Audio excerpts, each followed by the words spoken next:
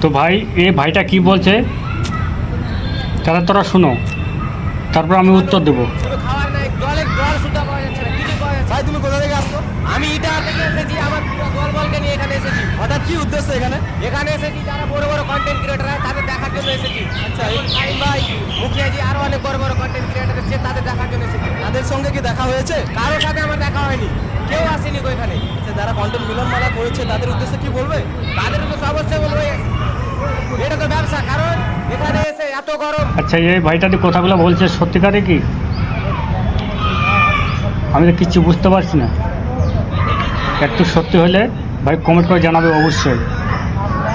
কিন্তু আমরা যেটা দেখলাম, এটা আর একটা মিলন মেলা হয়েছিল, ওখানে কিন্তু অনেক বড় বড় কন্টেন্ট ক্রিয়েটার ছিল, তার মধ্যে আমরাও ছিলাম নতুনগুলো। তো আমরা কিন্তু অনেক সম্মান পেয়েছি ভাই। কেন, বাপিদা ছিল, মামনি দিদি ছিল, জাকির মিতা ছিল, মানে অনেক অনেক বড় বড় কন্টেন্ট ক্রিয়েটার ছিল। কিন্তু আমার সাথে কিন্তু এমন হয়নি। ওসার আগেই কিন্তু আমাদেরকে ভালোবাসা দিয়েছে। আর কথা হলো কি, যে শামসিটা একটা হয়েছিল, সেটাও কিন্তু সেরকমই হয়েছিল। কাউকে কিন্তু খারাপ চোখে দেখেনি, সবাইকে সমান, ঠিক আছে। কিন্তু ভাই এই যেটা কথা বলছে ভাইটা, এটা তো আমি কিছু ভাবছি না।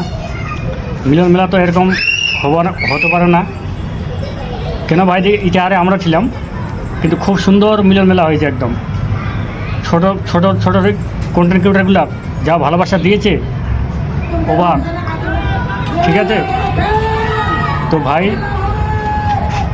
এইগুলা এভাবে করবেন না। কেন, যে একটা মিলন মেলাতে ছোটো কন্টেন্ট ক্রিয়েটার কিন্তু বেশি যায় হাউসে, ঠিক আছে। তার জন্য বলছি যে এভাবে করবেন না কেউ।